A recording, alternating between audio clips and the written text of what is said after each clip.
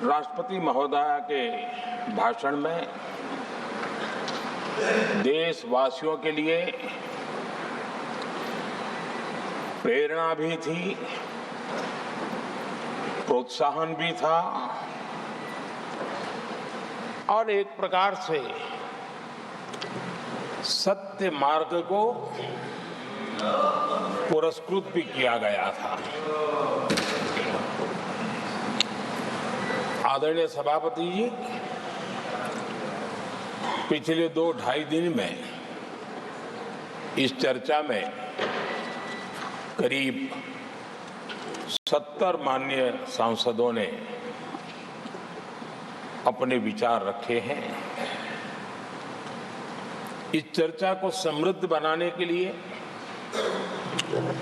राष्ट्रपति महोदया के अभिभाषण को व्याख्यायित करने में आप सभी माननीय सांसदों ने जो योगदान दिया है, इसके लिए मैं आप सबका भी आभार व्यक्त करता हूं।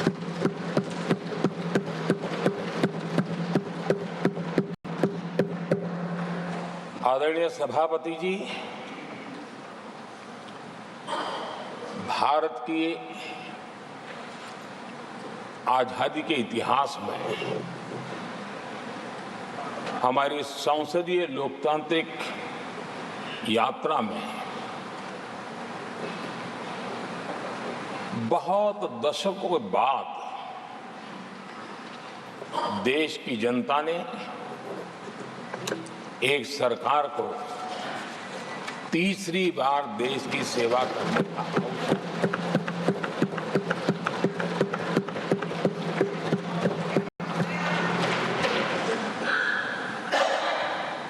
60 साल के बाद ये हुआ है कि 10 साल के बाद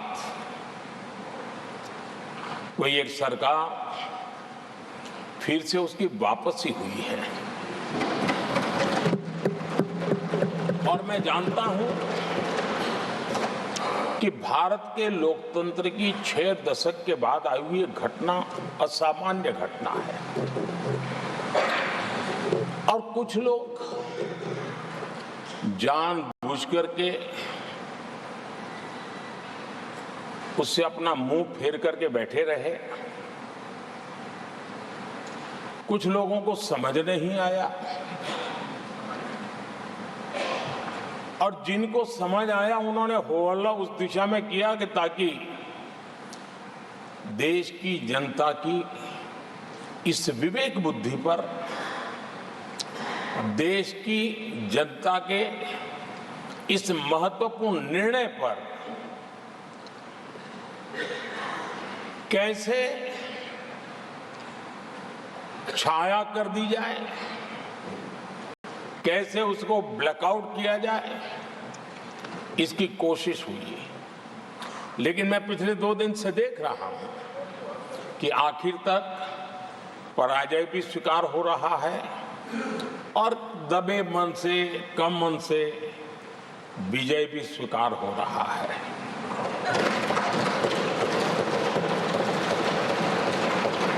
आदरणीय सभापति जी,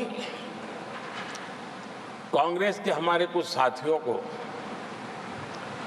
मैं हृदय से धन्यवाद करना चाहता हूं, क्योंकि नतीजे आए तब से हमारे एक साथी की तरफ से मैं देख रहा था, उनकी पार्टी उनको समर्थन तो नहीं कर रहे थे, लेकिन अकेले झंडा लेकर दौड़ रहे थे। और मैं कहता हूं, वो जो कहते थे उनके मुंह में घी शक्कर। और ये मैं क्यों कह रहा हूं? क्योंकि उन्होंने बार बार ढोल पिटा था 1/3 सरकार। इससे बड़ा सत्य क्या हो सकता है कि हमारे 10 साल हुए हैं, 20 और बाकी है। 1/3 हुआ है, 1/3 हुआ है, 2/3 बाकी। और इसलिए उनकी इस भविष्यवाणी को लिए मैं उनके मुंह में घी सकता हूं।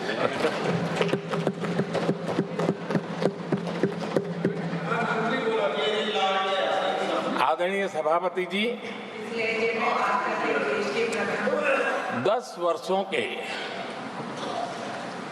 अखंड एकनिष्ठ अविरत सेवा भाव से किए हुए कार्य को देश की जनता ने जी भर करके समर्थन दिया है।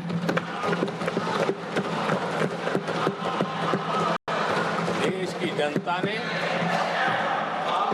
आशीर्वाद दिए हैं। आदरणीय सभापति जी, इस चुनाव में देशवासियों की विवेक बुद्धि पर गर्व होता है, क्योंकि उन्होंने प्रोपेगेंडा को परास्त कर दिया है।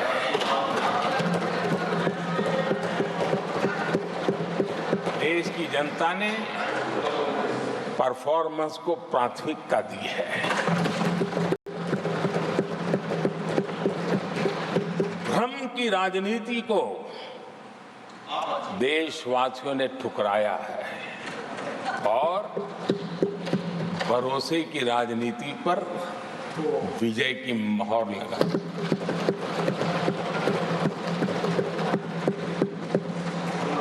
आदरणीय सभापति जी, संविधान के 75वें वर्ष में हम प्रवेश कर रहे हैं। इस सदन के लिए भी ये पड़ाव विशेष है, क्योंकि इसे भी 75 साल हुए हैं और इसलिए एक सुभग संयोग है। आदरणीय सभापति जी, मेरे जैसे बहुत लोग हैं इस देश के सार्वजनिक जीवन में, जिनके परिवार में कोई गांव का सरपंच भी नहीं रहा है, गांव का प्रधान भी नहीं रहा है, राजनीति से कोई सरोकार नहीं रहा है, लेकिन आज अनेक महत्वपूर्ण पदों पर पहुंच करके देश की सेवा कर रहे हैं।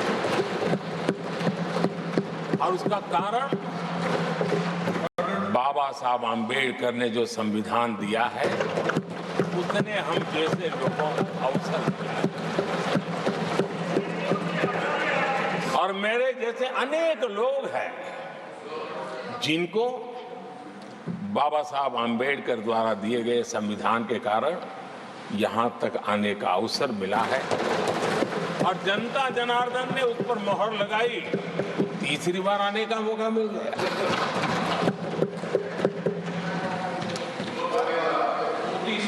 आदरणीय सभापति जी, संविधान हमारे लिए ये कोई आर्टिकल्स का कंपाइलेशन मात्र नहीं है, हमारे लिए उसका स्पिरिट भी और उसके शब्द भी बहुत मूल्यवान है।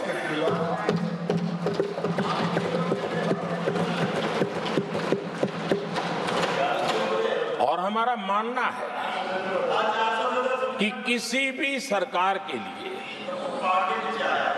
किसी भी सरकार के नीति निर्धारण में, कार्यकलापों में हमारा संविधान लाइट हाउस का काम करता है, दिशा दर्शक का काम करता है, हमारा मार्गदर्शन करता है। आदरणीय सभापति जी, मुझे याद है मैंने जब लोकसभा में हमारी सरकार की तरफ से कहा गया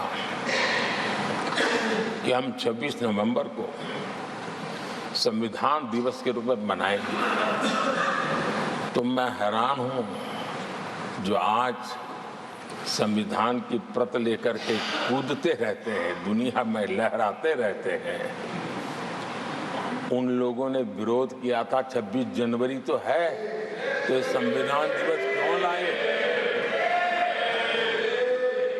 और आज संविधान दिवस के माध्यम से, संविधान दिवस के माध्यम से देश के स्कूल कॉलेजों में संविधान की भावना को संविधान की रचना में क्या भूमिका रही है। देश के गणमान्य महापुरुषों ने संविधान के निर्माण में किन कारणों से कुछ चीजों को छोड़ने का निर्णय किया, किन कारणों से कुछ चीजों का स्वीकार करने का निर्णय किया, इसके विषय में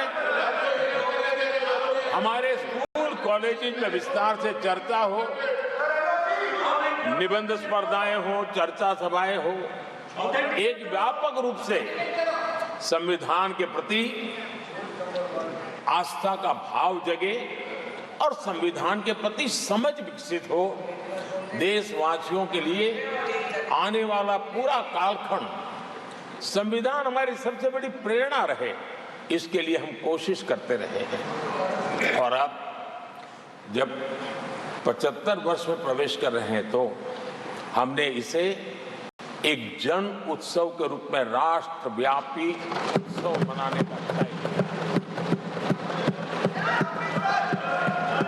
और इससे देश के कोने कोने में संविधान की भावना को, संविधान के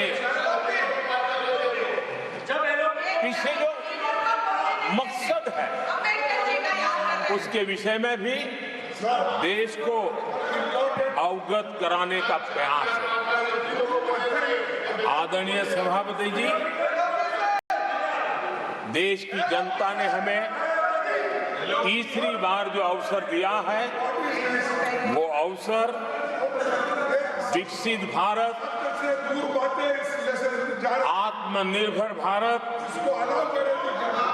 इस यात्रा को मजबूती देने के लिए, इस संकल्प को सिद्धि तक ले जाने के लिए हमें देश के कोटि कोटि जनों ने आशीर्वाद दिए हैं।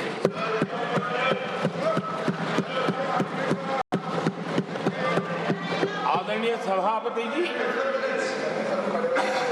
ये चुनाव 10 वर्ष की सिद्धियों पर तो मोहर है ही, लेकिन ये चुनाव भविष्य के संकल्पों के लिए भी देश की जनता ने हमें चुना, क्योंकि देश की जनता का एकमात्र भरोसा हम पर होने के कारण आने वाले सपनों को, संकल्पों को सिद्ध करने के लिए हमें अवसर दिया। आदरणीय सभापति जी, देश भली भांति जानता है, देश ने पिछले 10 वर्षों में हमारे देश की अर्थव्यवस्था को 10 नंबर से 5 नंबर पर पहुंचाने में सफलता पाई और जैसे जैसे नंबर निकटता की सिद्धि की ओर पहुंचता है, एक की तरफ पहुंचता है, तो चुनौतियां भी बढ़ती हैं और कोरोना के कठिन कालखंड के बावजूद, संघर्ष की वैश्विक परिस्थितियों के बावजूद, तनाव के वातावरण के बावजूद भी हम हमारे देश की अर्थव्यवस्था को 10 नंबर से आज विश्व में 5 नंबर पर पहुंचाने में सफल।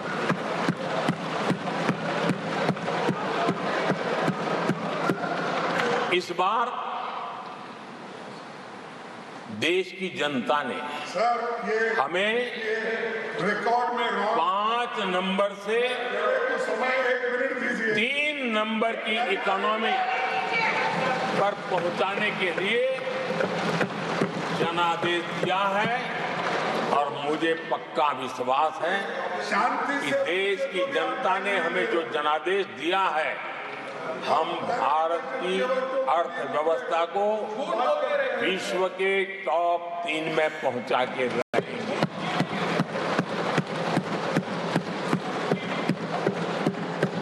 मैं जानता हूं आदरणीय सभापति जी, यहां कुछ ऐसे विद्वान हैं जो ये मानते हैं कि इसमें क्या है, ये तो होने ही वाला है, ये तो अपने आप तीसरे नंबर पे पहुंचने वाली है, ये तो अपने आप हो ही जाएगा। ऐसे विद्वान हैं। अब ये लोग ऐसे हैं जिन्होंने ऑटो पायलट मोड पे सरकार चलाने का या तो रिमोट पायलट पर सरकार चलाने का उनको आदी है, इसलिए वो कुछ करना धरने में विश्वास नहीं करते। वो कुछ करने धरने में विश्वास नहीं करते, वो इंतजार करना जानते हैं। लेकिन हम परिश्रम में कोई कमी नहीं रखेंगे।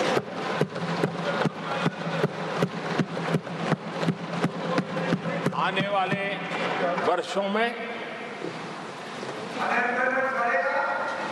पिछले 10 वर्षों में हमने जो किया है उसको गति भी बढ़ाएंगे, उसका विस्तार भी बढ़ाएंगे और गहराई भी होगी, ऊंचाई भी होगी और हम इस संकल्प को पूरा करेंगे। आदरणीय सभापति जी, चुनाव के दरमियान मैं देशवासियों को कहता था कि जो 10 साल हमने काम किया है, हमारे जो सपने और संकल्प है उसके हिसाब से तो ये एपेटाइजर है, मेन कोर्स तो अभी शुरू हुआ।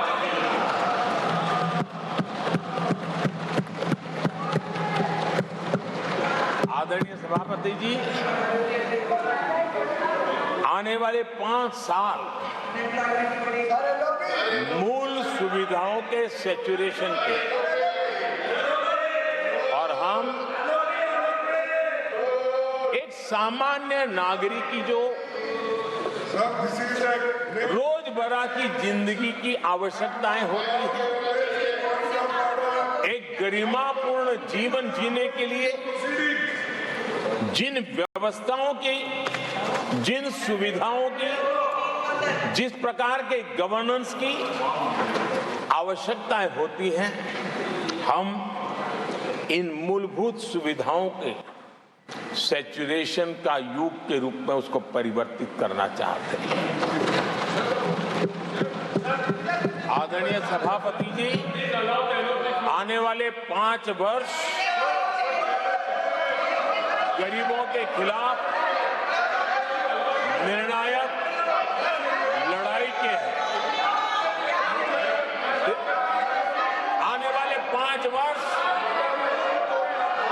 गरीबी के खिलाफ गरीबों की लड़ाई, और मैं मानता हूं गरीब जब गरीबी के खिलाफ लड़ाई के लिए एक सामर्थ्य के साथ खड़ा हो जाता है तो गरीबों की गरीबी के खिलाफ की लड़ाई सफलता को प्राप्त करती है। और इसलिए आने वाले 5 साल गरीबी के खिलाफ लड़ाई के निर्णायक वर्ष है और यह देश गरीबी के खिलाफ लड़ाई में विजयी होकर के रहेगा। ये पिछले 10 साल के अनुभव के आधार पर मैं बहुत इस बात से कह सकता हूं।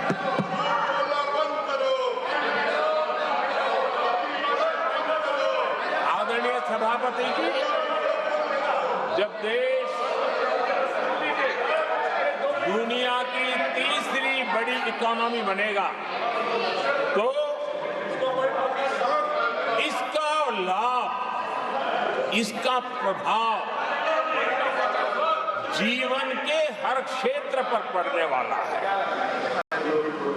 विकास के विस्तार के अनेक अवसर उपलब्ध होने वाले हैं और इसलिए जब हम दुनिया की तीसरे नंबर की इकोनॉमी बनेंगे तब भारत के हर स्तर पर सकारात्मक प्रभाव तो होगा, लेकिन वैश्विक परिवेश में अभूतपूर्व प्रभाव पैदा होने वाला है।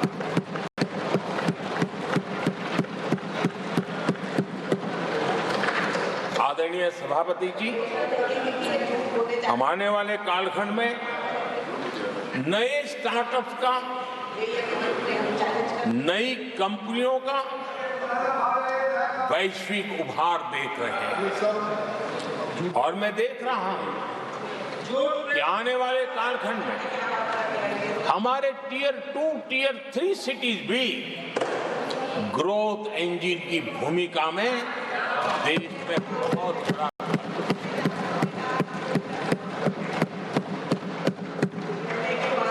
आदरणीय सभापति जी, ये शताब्दी टेक्नोलॉजी ड्रिवन शताब्दी और इसलिए हम कई नए सेक्टर्स में नए फुटप्रिंट्स भी अवश्य रूप से देखेंगे। आदरणीय सभापति जी, आने वाले 5 साल में पब्लिक ट्रांसपोर्ट में बहुत तेजी से बदलाव आने वाला है और इसका लाभ भारत के कोटि-कोटि जनों को जल्द से जल्द मिले, उस दिशा में हम गंभीरता से आगे बढ़ना चाहते हैं। आदरणीय सभापति जी, भारत की विकास यात्रा में हमारे छोटे शहर, चाहे खेल जगत हो, चाहे शिक्षा जगत हो, चाहे इनोवेशन हो, चाहे पेटेंट की रजिस्ट्री हो, मैं साफ देख रहा हूं कि हमारे छोटे छोटे शहर, हजारों की तादाद में से शहर भारत में एक विकास का नया इतिहास गढ़ने वाले हैं।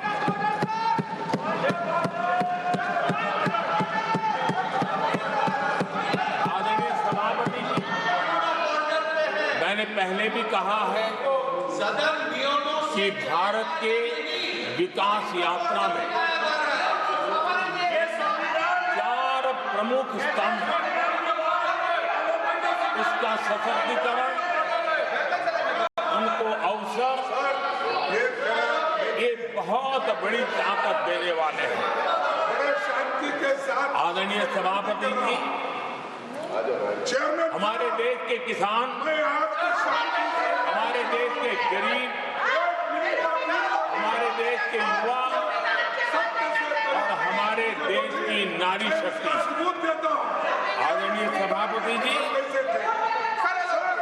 हमने हमारी विकास यात्रा में हमारा जो फोकस है उसको हमने रेखांकित किया है। आदरणीय सभापति जी, यहाँ भी कई साथियों ने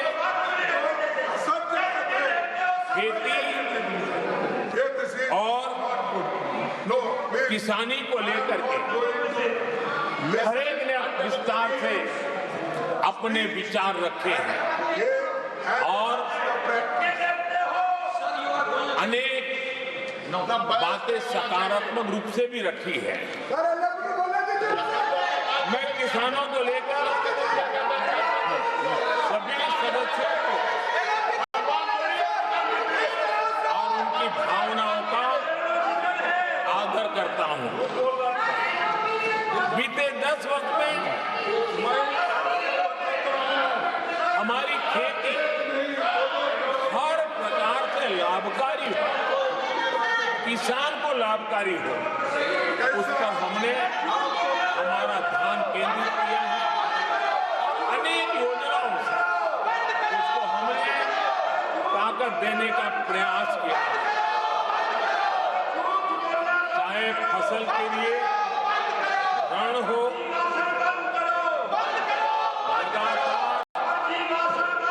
नए बीज किसानों को उपलब्ध हो, आज की कीमत उचित हो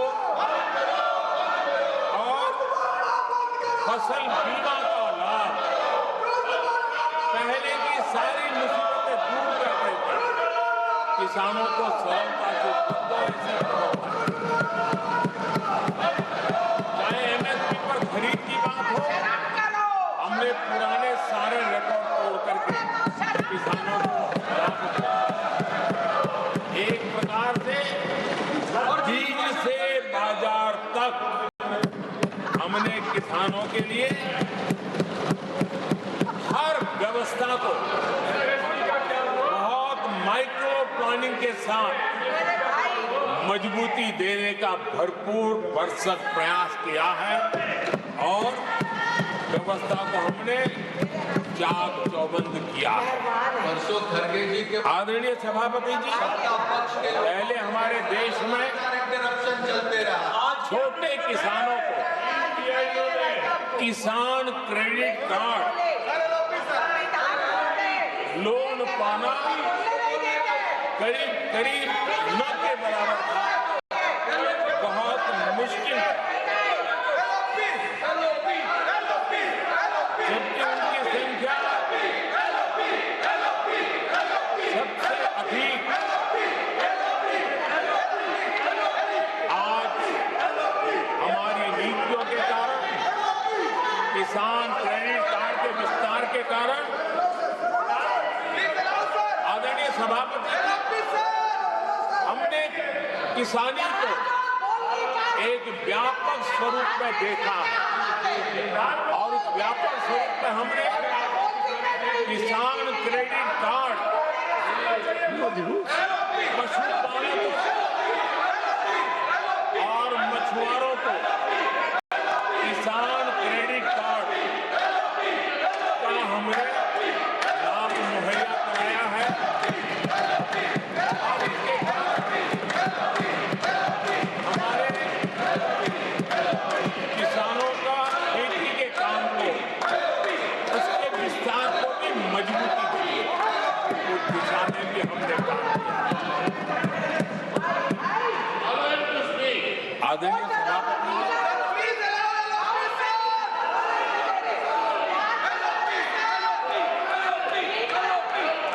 कांग्रेस के कार्यकाल में 10 साल में एक बार किसानों की कर्ज माफी की बहुत डोल पिटे गए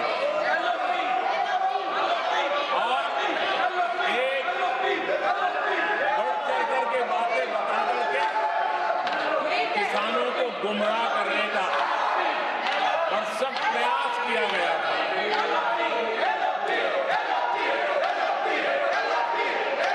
और 60,000 करोड़ की कर्ज माफी, उसका इतना हल्ला मचाया था और एक अनुमान था कि उसके लाभार्थी करीब देश के 3 करोड़ किसान थे। सामान्य गरीब छोटे किसान का तो उसमें नामो निशान नहीं था। जिसको सबसे जरूरत थी, इसकी उनकी योजना में कोई परवाह नहीं थी और उन तक कोई लाभ पहुंच भी नहीं पाया था। लेकिन आदरणीय सभापति जी, जब किसान कल्याण हमारी सरकार के हृदय में, केंद्र में हो, तो नीतियां कैसी बनती है, कल्याण कैसे होता है, लाभ कैसे पहुंचता है, उसका मैं इस सदन को उदाहरण देना चाहता हूं। आदरणीय सभापति जी, हमने प्रधानमंत्री किसान सम्मान योजना चलाई और पीएम किसान सम्मान योजना का लाभ inappropriate. I 10 strongly crore condemn किसानों को हुआ है unparliamentary practice. I और strongly सिर्फ 6 साल condemn में this generation of हमने this House. Please take your seat. 3 I call lakh upon the crore members रुपए to take their seats. हम किसानों को दे चुके It हैं। is unbecoming of your conduct. आदरणीय सभापति जी, Unbecoming of your conduct.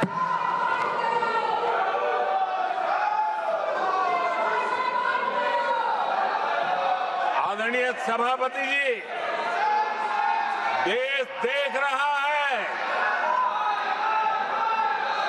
झूठ फैलाने वालों की सत्य सुनने की ताकत भी नहीं होती।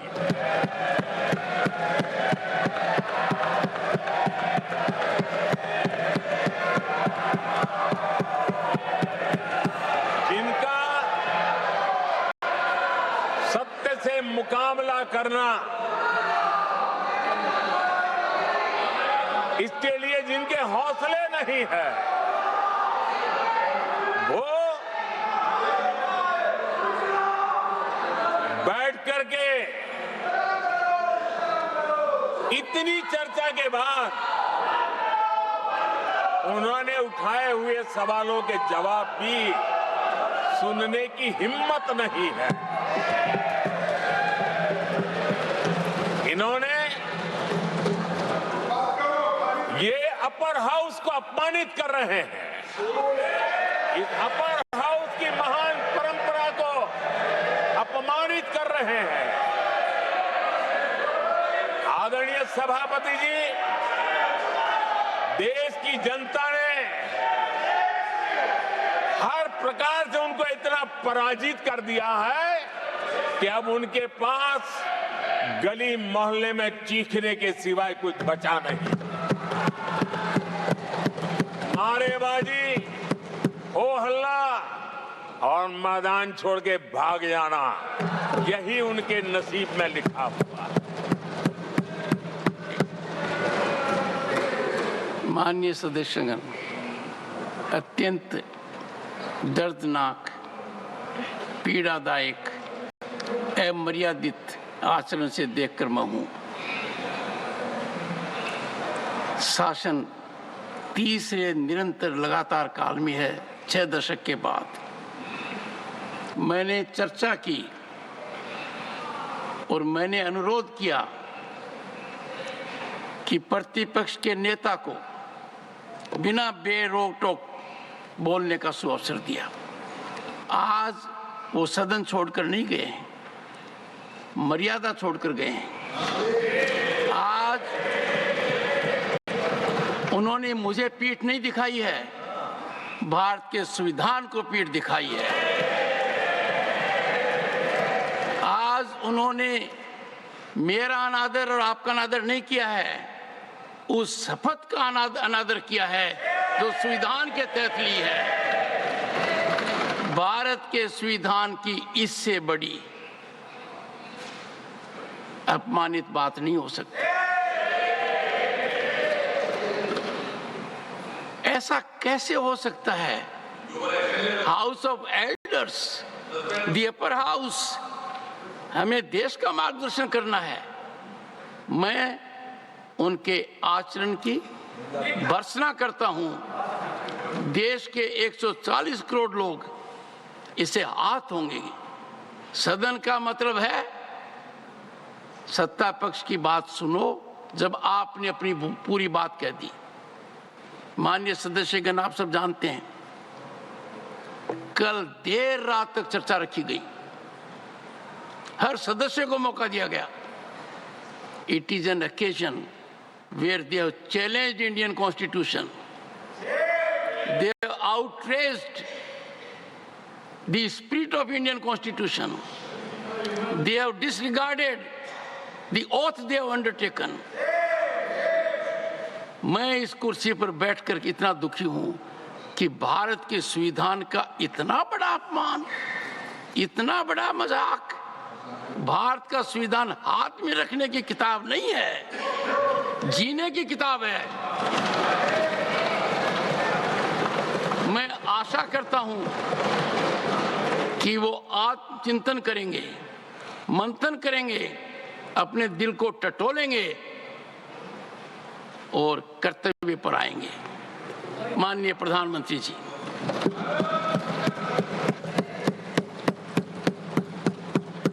आदरणीय सभापति जी, आपकी वेदना मैं समझ सकता हूं।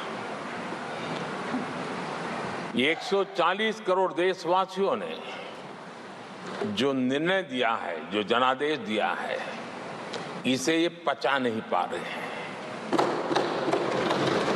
और कल उनकी सारी हरकतें फेल हो गई, तो आज उनका वो लड़ाई लड़ने का भी हौसला नहीं था और इसलिए वो मैदान छोड़ करके भाग गए हैं। आदरणीय सभापति जी, मैं तो कर्तव्य से बंधा हुआ हूं और न ही मैं यहां कोई डिबेट पे स्कोर करने के लिए आया हूं। मैं तो देश का सेवक हूं, देशवासियों को मेरा हिसाब है। देश की जनता को मेरे पल पल का हिसाब देना, मैं उसे अपना कर्तव्य मानता हूं।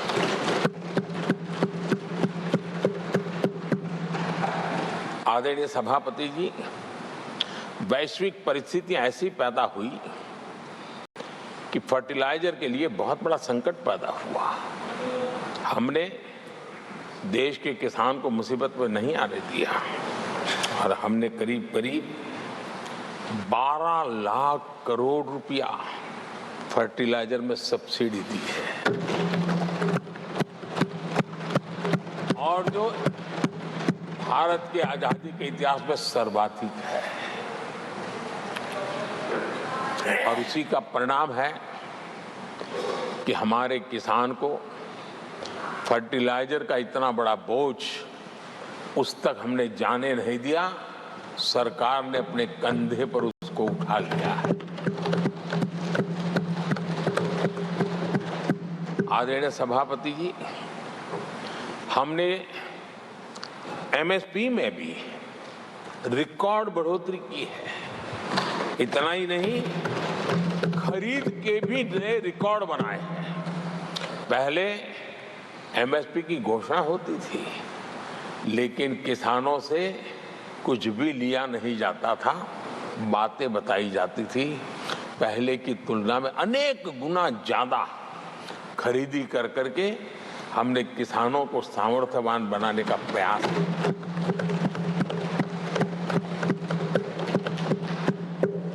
आदरणीय सभापति जी, 10 वर्षों में हमने कांग्रेस सरकार की तुलना में धान और गेहूं किसानों तक 2.5 गुना अधिक पैसा पहुंचाया और हम आने वाले 5 साल सिर्फ इसी का इंक्रीमेंटल वृद्धि करके रुकना नहीं चाहते। हम नए नए क्षेत्रों को, उन कठिनाइयों का अध्ययन करके उसकी मुक्ति के लिए प्रयास कर रहे हैं और इसलिए आदरणीय सभापति जी, अन्न भंडारण का विश्व का सबसे बड़ा अभियान हमने हाथ लिया है और लाखों की तादाद में विकेंद्रित व्यवस्था के तहत अन्न भंडारणों की रचना करने की दिशा में काम चल पड़ा है।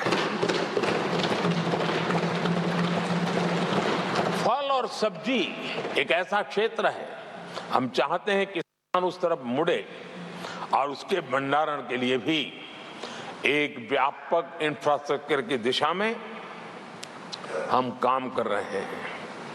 आदरणीय सभापति जी, सबका साथ सबका विकास, इस मूल मंत्र को लेकर के हमने देश सेवा की हमारी यात्रा को निरंतर विस्तार देने का प्रयास किया है। देशवासियों को गरिमापूर्ण जीवन देना, ये हमारी प्राथमिकता रही है। आजादी के बाद अनेक दशकों तक जिनको कभी पूछा नहीं गया, आज मेरी सरकार उनको पूछती तो है, उनको पूजती भी है।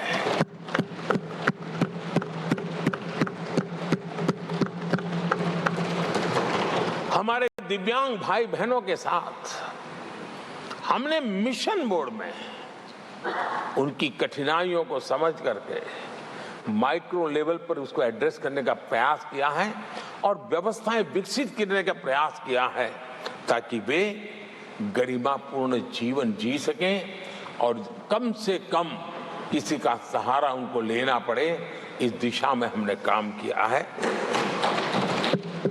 आदरणीय सभापति जी, हमारे समाज में किसी न किसी कारणवश एक उपेक्षित वर्ग, यानी एक प्रकार से समाज में बार बार हरदूत होने वाला वर्ग, वो ट्रांसजेंडर वर्ग है। हमारी सरकार ने ट्रांसजेंडर साथियों के लिए कानून बनाने का काम किया है और जब पश्चिम की दुनिया के लोग ये सुनते हैं तो उनको भी गर्व होता है, अच्छा भारत इतना प्रोग्रेसिव है, भारत की तरफ बड़े गर्व की नजर से देखा जाता है। हमने उनको मुख्य धारा में लाने का प्रयास शुरू किया है। आपने देखा होगा पद्मा अवार्ड में भी ट्रांसजेंडर को अवसर देने में हमारी सरकार आ गया। आदरणीय सभापति जी, हमारे गुमंत जनजातीय समुदाय, हमारे गुमंत साथी, हमारे बंजारा परिवार, उनके लिए एक अलग कल्याण बोर्ड बनाया है ताकि उनकी आवश्यकताओं को हम एड्रेस कर सकें और उनको भी एक स्थायी, सुरक्षित और संभावनाओं वाला जीवन प्राप्त हो, उस दिशा में हम काम कर रहे हैं। आदरणीय सभापति जी, हम एक शब्द लगातार सुनते आए हैं, पीवीटीजी, पीवीटीजी, पीवीटीजी। हमारे जनजातीय समूह में ये सबसे पीछे रहा हुआ और आजादी के इतने सालों के बाद भी जिन्होंने उनको निकट से देखा होगा, पता चलता है कि कैसी हालत में जीते हैं। उनकी तरफ किसी ने नहीं देखा। हमने एक विशेष व्यवस्था की है और पीएम जनमन योजना के तहत 24,000 करोड़ रुपए, ये समुदाय बिखरा हुआ है, छोटी संख्या में है, वोट की उनकी ताकत नहीं है और यहाँ देश की परंपरा है जिसकी वोट की ताकत है उसी की चिंता करना, लेकिन समाज के ऐसे अति पिछड़े लोगों की कोई चिंता नहीं करता था। हमने वो चिंता की है क्योंकि हम वोट की राजनीति नहीं करते हैं, हम विकास की राजनीति करते हैं। आदरणीय सभापति जी, हमारे देश में पारंपरिक पारिवारिक कौशल्य भारत की विकास यात्रा का और व्यवस्था का एक अंग रहा है। जो हमारा विश्वकर्मा समूह है, जिनके पास परंपरागत से हुनर है और जो समाज की आवश्यकताओं को पूरी करता है, लेकिन उनको कभी एड्रेस नहीं किया गया। हमने करीब करीब 13,000 करोड़ रुपए की योजना से विश्वकर्मा समुदाय को आधुनिकता की तरफ ले जाना, उनके अंदर प्रोफेशनलिज्म आई। आदरणीय सभापति जी, गरीबों के नाम पर बैंकों का राष्ट्रीयकरण तो कर दिया गया था, लेकिन मेरे रेहड़ी पटरी वालों को कभी बैंक के दरवाजे तक देखने की हिम्मत नहीं होती थी, हालत थी। पहली बार देश में पीएम स्वनिधि योजना के तहत रेहड़ी पटरी वालों की चिंता की गई है और आज वो ब्याज के कुचक्र से बाहर आकर के अपने परिश्रम से और ईमानदारी से जो रेहड़ी पटरी वालों को बैंकों से लोन मिले हैं, वे लगातार बैंक वाले भी खुश हैं, लेने वाले भी खुश हैं। और जो कल फुटपाथ पर रेहड़ी बैठता था, आज एक छोटी दुकान दिशा में बनाने के लिए आगे बढ़ रहा है। जो पहले खुद मजदूरी करता था, आज एक आध दो को रोजगार देने की दिशा में काम कर रहा है। और यही कारण है कि गरीब हो, दलित हो, पिछड़े हो, आदिवासी हो, महिला हो, उन्होंने हमारा भारी समर्थन किया है। आदरणीय सभापति जी, हम विमेन लेड डेवलपमेंट की बात करते हैं। दुनिया के प्रगतिशील देशों के लिए भी विमेन डेवलपमेंट तो बहुत स्वाभाविक स्वीकार करते हैं, लेकिन विमेन लेड डेवलपमेंट की बात करते हैं तो उनके भी उत्साह में थोड़ी कमी नजर आती है। ऐसे समय भारत ने नारा नहीं, निष्ठा के साथ विमेन लेड डेवलपमेंट की ओर कदम बढ़ाए और महिला सशक्तिकरण का लाभ आज दिख रहा है, हर क्षेत्र में दिख रहा है और भारत की विकास यात्रा में वो कंट्रीब्यूट कर रहा है।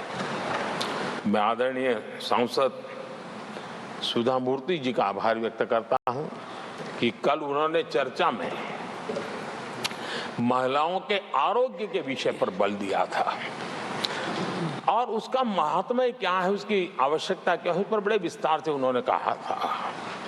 और उन्होंने एक बात ये भी बड़ी इमोशनल बताई थी कि माँ अगर चली गई तो उसका कोई उपाय नहीं होता, फिर नहीं मिल सकती। ये भी बड़ी भावात्मकता से उन्होंने बताया था। विमेन हेल्थ, सैनिटेशन, वेलनेस पर हमने 10 वर्षों में एक प्रायोरिटी सेक्टर के नाते काम किया है।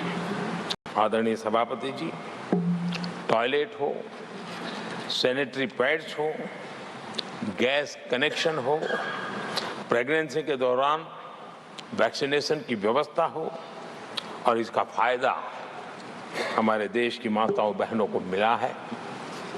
आदरणीय सभापति जी, आरोग्य के साथ साथ महिलाएं आत्मनिर्भर बने, उस दिशा में भी हम लगातार काम कर रहे हैं। बीते वर्षों में हमने जो 4 करोड़ घर बनाए हैं, उसमें से ज्यादातर घर हमने महिलाओं के नाम पर रखे।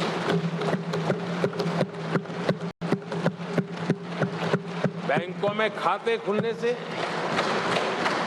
मुद्रा और सुकन्या समृद्धि जैसी योजना से आर्थिक फैसलों में महिलाओं की भूमिका भी बढ़ी है, भागीदारी भी बढ़ी है और एक प्रकार से वो परिवार में भी अब निर्णय प्रक्रिया का हिस्सा बनने लगी है। आदरणीय सभापति जी, विमेन सेल्फ हेल्प ग्रुप्स, उससे जुड़ी 10 करोड़ बहनें, उनका आत्मविश्वास तो बढ़ा ही बढ़ा है, उनकी आय भी बढ़ी है। अभी तक 1 करोड़ बहनें जो ये सेल्फ हेल्प ग्रुप में काम करती हैं, छोटा छोटा गांव में कारोबार करती है, मिल करके करती है, किसी गांव वालों की भी नजर नहीं जाती इनकी तरफ। आज मैं बड़े गर्व से कह सकता हूं कि उन्हीं में से 1 करोड़ बहनें लखपति दीदी बनी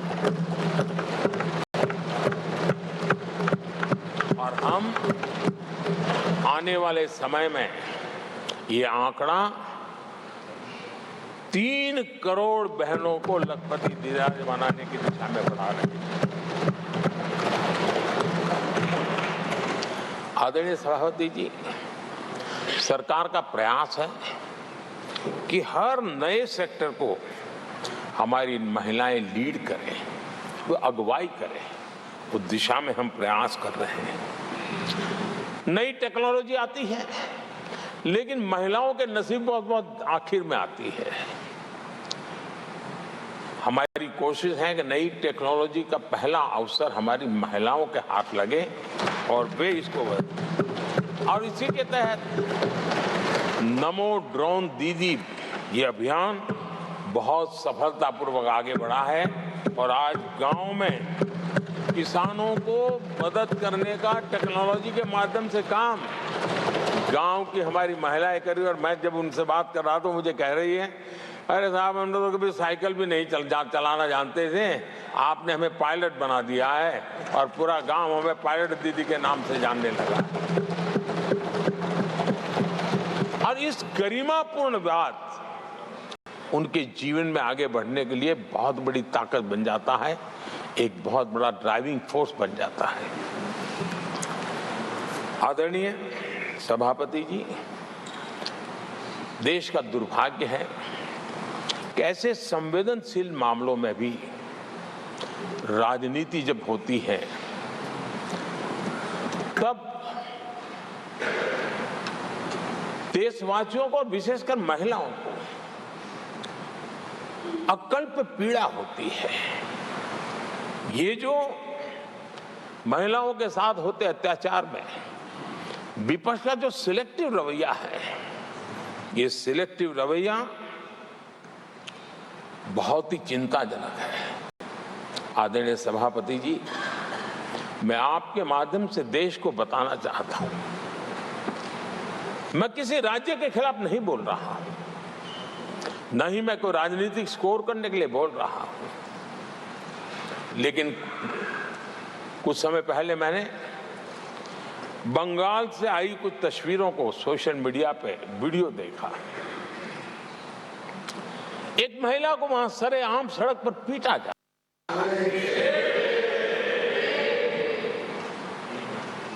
वो बहन चीख रही है, लेकिन वहां खड़े हुए कोई उसकी मदद के लिए नहीं आ रहा है, वीडियो बनाने में लगे हुए हैं। और जो घटना संदेश खली में हुई, जिसकी तस्वीरें रोंगटे खड़े करने वाली है, लेकिन बड़े बड़े दिग्गज मैं सुन रहा हूं कल से, इसके लिए पीड़ा उनके शब्दों में भी नहीं झलक रही है। इससे बड़ा शर्मिंदगी का दुखद चित्र क्या हो सकता है?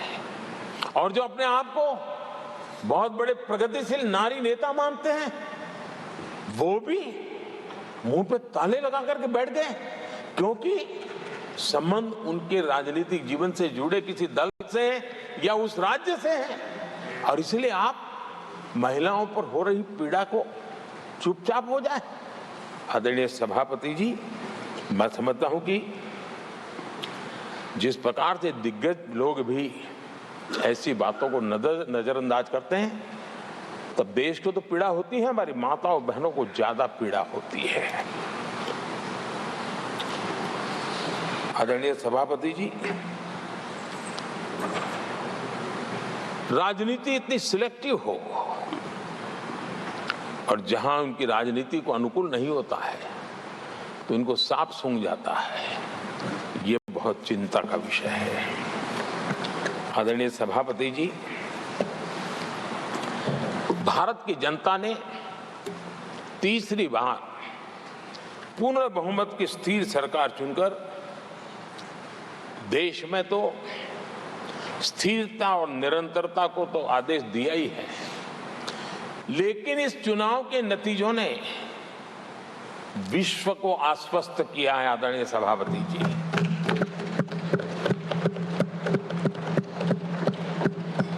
और इस नतीजों के कारण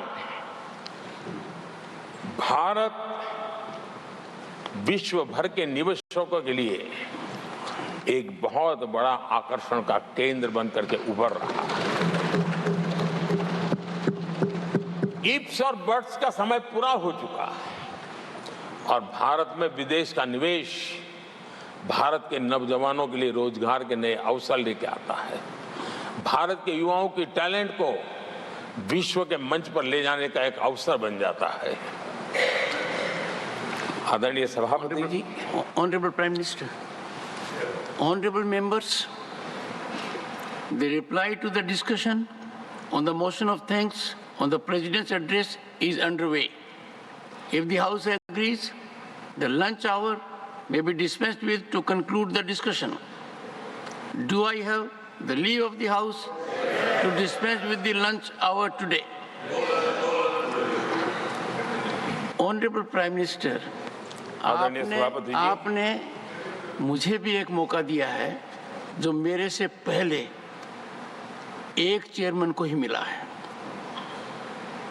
to listen to the prime minister in his third term replying to the president's address.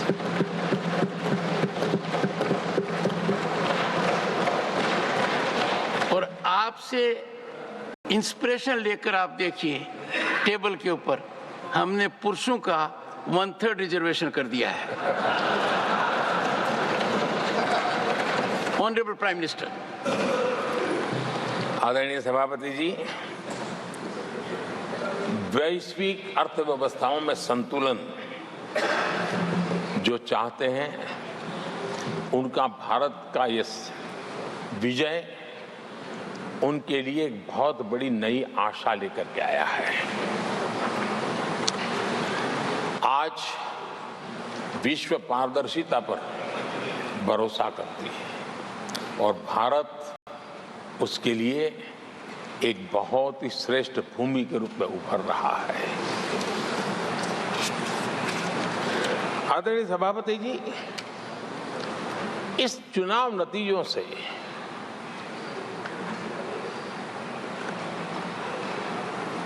जो कैपिटल मार्केट है उसमें तो उछाल नजर आ ही रहा है, लेकिन दुनिया में भी बहुत बड़ा उमंग और आनंद का माहौल है। तो मैं अपने व्यक्तिगत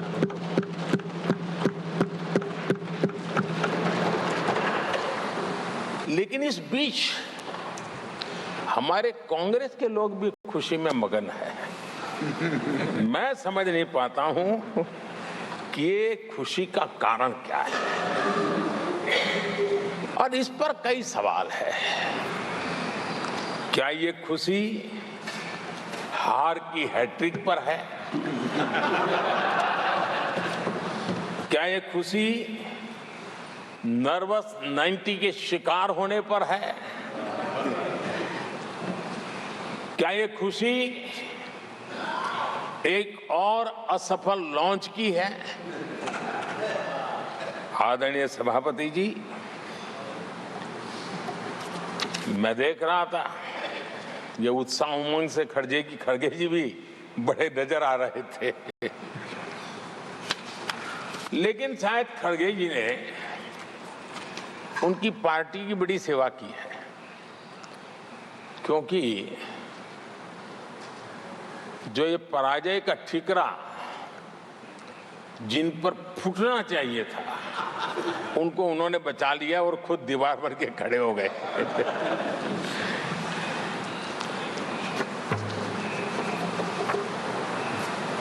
और कांग्रेस का रवैया ऐसा रहा है कि जब जब ऐसी परिस्थिति आती है तो दलित को, पिछड़े को ही ये मार झेलनी पड़ती है और वो परिवार बच निकल जाता है। इसमें भी यही नजर आ रहा है। इन दिनों आपने देखा होगा लोकसभा में स्पीकर के चुनाव का मसला हुआ, उसमें भी पराजय तो तय थी, लेकिन आगे किसको किया? तो एक दलित को बड़ी चलाने के लिए खेल खेला उन्होंने। उनको मालूम था कि वो पराजित होने वाले, लेकिन उन्हीं को आगे किया।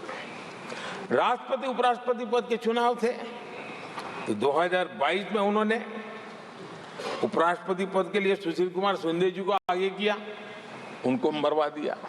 दलित मरे उनका कुछ जाता नहीं है। 2017 में हार तय थी तो उन्होंने मीरा कुमार को लगा दिया, पराजय हुआ, उनको पराजय झेलना पड़ा। कांग्रेस की एससी, एसटी, ओबीसी ये विरोधी मानसिकता है, जिसके कारण ये पूर्व राष्ट्रपति श्री रामनाथ कोविंद जी का अपमान करते रहे। इसी मानसिकता के कारण देश की पहली आदिवासी महिला राष्ट्रपति को भी उन्होंने अपमानित करना, विरोध करने में कोई कमी नहीं रही, और ऐसे शब्दों का प्रयोग किया जो कोई नहीं कर सकता है। आदरणीय सभापति जी, ये संसद, ये उच्च सदन सार्थक वाद विवाद संवाद और इस मनोमंथन में से अमृत निकाल करके देशवासियों देने के लिए है। ये देश का सबसे बड़ा मंच माना जाएगा। लेकिन जब मैंने कई वरिष्ठ नेताओं की बातें सुनी पिछले 2 दिन में, सिर्फ मुझे ही नहीं पूरे देश को निराशा हुई है। यहां कहा गया कि ये देश के इतिहास का पहला चुनाव था जिसका मुद्दा संविधान की रक्षा था। मैं जरा उन्हें याद कराना चाहता हूं,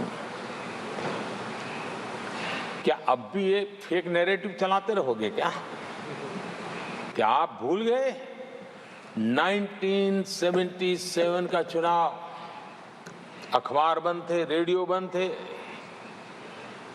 बोलना भी बंद था और एक ही मुद्दे पर देशवासियों ने वोट किया था, लोकतंत्र की पुनर्स्थापना के लिए वोट किया था।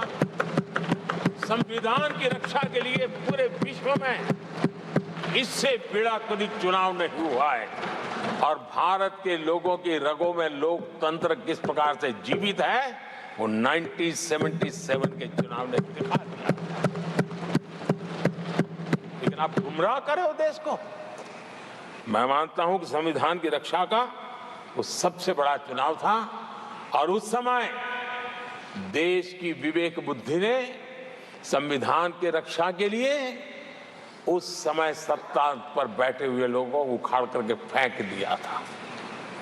और इस बार अगर संविधान की रक्षा का चुनाव था तो देशवासियों ने संविधान की रक्षा के लिए हमें योग्य पाया है। संविधान की रक्षा के लिए देशवासियों को हम पर भरोसा है कि हाँ, अगर संविधान की रक्षा कोई कर सकता है तो यही लोग कर सकते हैं और देशवासियों ने हमें जनादेश दिया है। आदरणीय सभापति जी,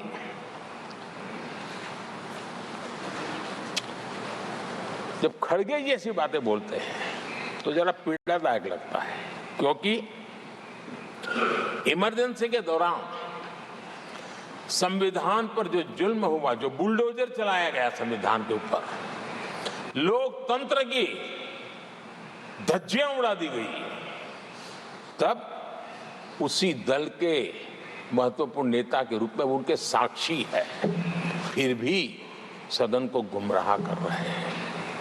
आदरणीय सभापति जी, आपातकाल को मैंने बहुत निकट से देखा है। करोड़ों लोगों को कल्पना भार की यातनाएं दी गई है, उनका जीना मुश्किल कर दिया गया था और जो संसद के अंदर होता था वो तो रिकॉर्ड पर है। भारत के संविधान की बातें करने वालों को मैं पूछता हूं, जब आपने लोकसभा को 7 साल चलाया था, लोकसभा का कार्यकाल 5 साल है, वो कौन सा संविधान था जिसको लेकर के आपने 7 साल तक सत्ता की मौज ली और लोगों पर जुल्म करते रहे? और आप संविधान सिखाते हो? आदरणीय सभापति जी,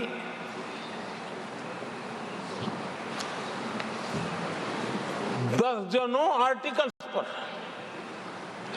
यानी संविधान की आत्मा को छिन्न विच्छिन्न करने का पाप इन्हीं लोगों ने उस कालखंड में किया था।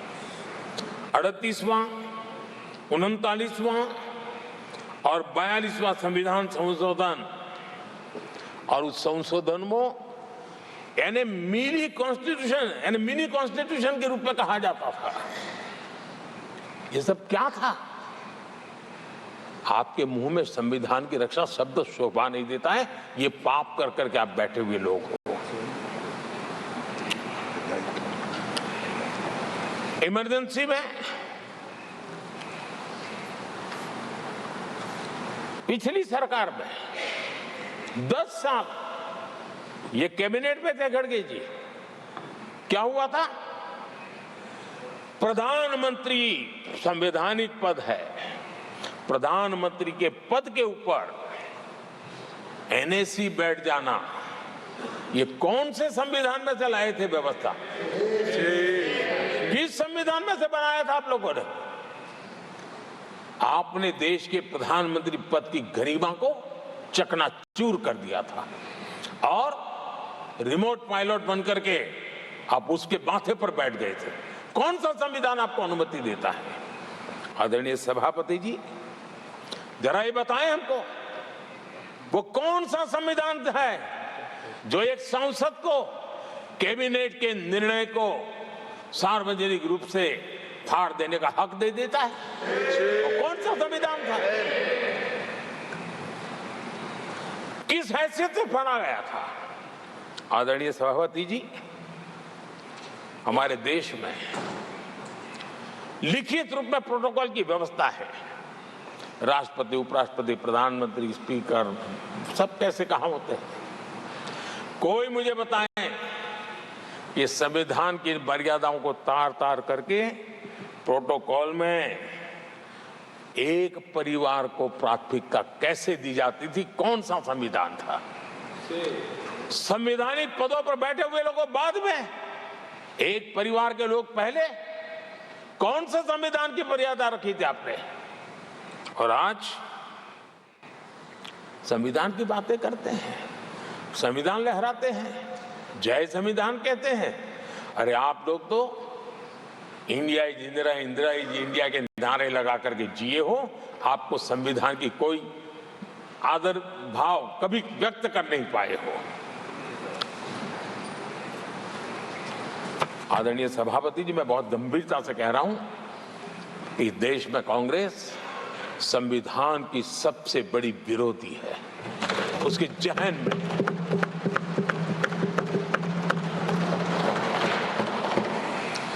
आदरणीय सभापति जी, इस पूरी चर्चा के दरमियान उनको 200-500 साल की बातें करने का तो हक है, लेकिन इमरजेंसी की बात निकले तो वो तो बहुत पुराना हो गया। क्या आपके पाप पुराने हो जाते हैं तो खत्म हो जाते हैं क्या?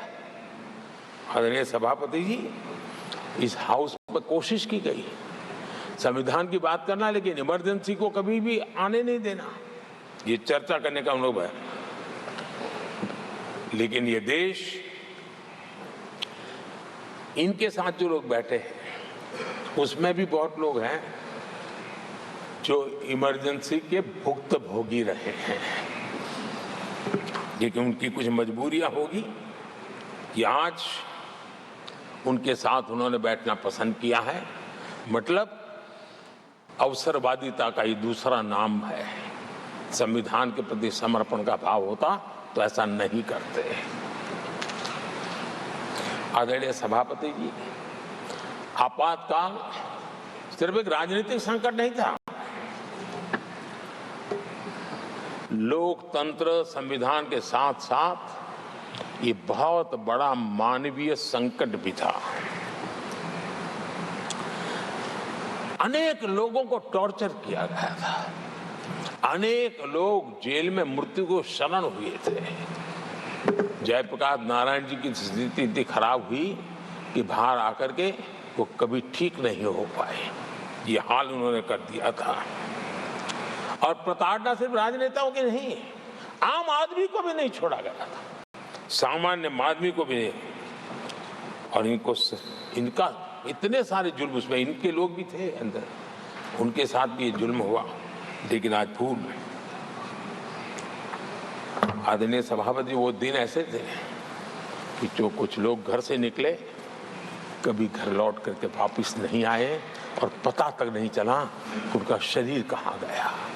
यहां तक की घटनाएं घटी थी।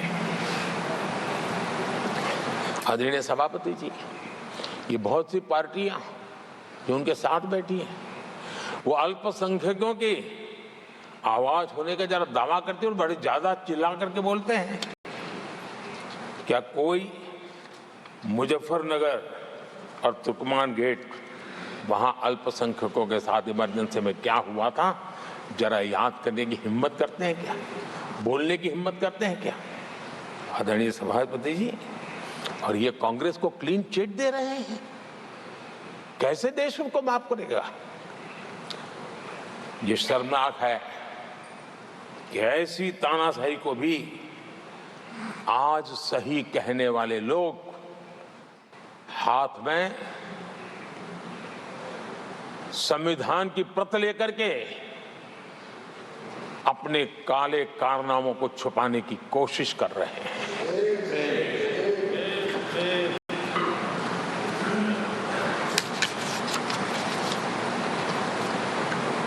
आदरणीय सभापति जी, उस समय कई अलग छोटे छोटे राजनीतिक दल थे, ये इमरजेंसी के खिलाफ लड़ाई के मैदान में उतरे थे और धीरे धीरे उन्होंने अपनी जमीन बनाई थी। आज वो कांग्रेस का सहयोग कर रहे हैं और मैंने कल लोकसभा में कहा था, अब कांग्रेस का परजीवी युग शुरू हुआ है। ये परजीवी कांग्रेस है,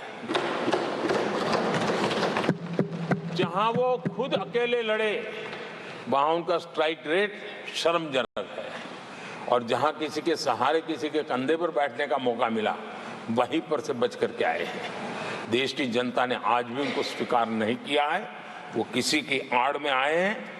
ये कांग्रेस परजीवी है, किसी और के कारण सहयोगी दलों के वोट खा करके वो जरा फली फूली है ऐसा दिखता है। और कांग्रेस का परजीवी होने का कारण उनके अपने कारनामों से है। वो देश की जनता का विश्वास नहीं लेता है, वो जोड़ तोड़ करके बचने का रास्ता खोज रहे हैं। जनता जनार्दन का विश्वास जीतने के लिए इनके पास कुछ नहीं है, इसलिए फेक नैरेटिव के द्वारा, फेक वीडियो के द्वारा देश को भ्रमित करके, गुमराह करके अपने कारनामे करने की आदत है। आदरणीय सभापति जी, इस सदन में, ये उच्च सदन है, यहां विकास के विजन पर चर्चा होना स्वाभाविक अपेक्षित है, लेकिन भ्रष्टाचार के गंभीर आरोपों से घिरे लोग, ये कांग्रेस वाले भ्रष्टाचारी बचाओ आंदोलन चलाने लग गए हैं बेशर्मी के साथ। जिनको सजाएं मिली है भ्रष्टाचार में, इनके साथ तस्वीरें निकालने में उनको मजा आ रहा है। पहले ये लोग हमको पूछते थे, बातें तो बड़ी करते थे, भ्रष्टाचारियों पर कार्रवाई क्यों नहीं होती है?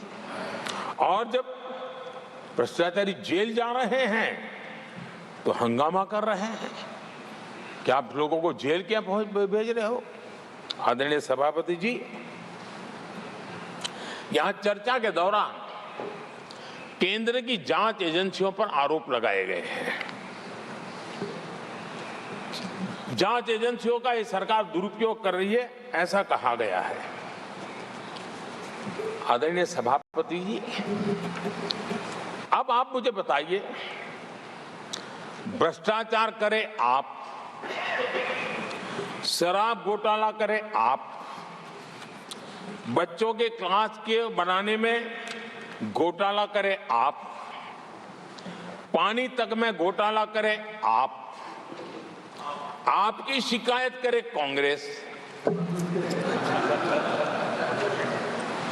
आपको कोर्ट में घसीट करके ले जाए कांग्रेस, और अब कार्रवाई हो तो गाली दे मोदी को।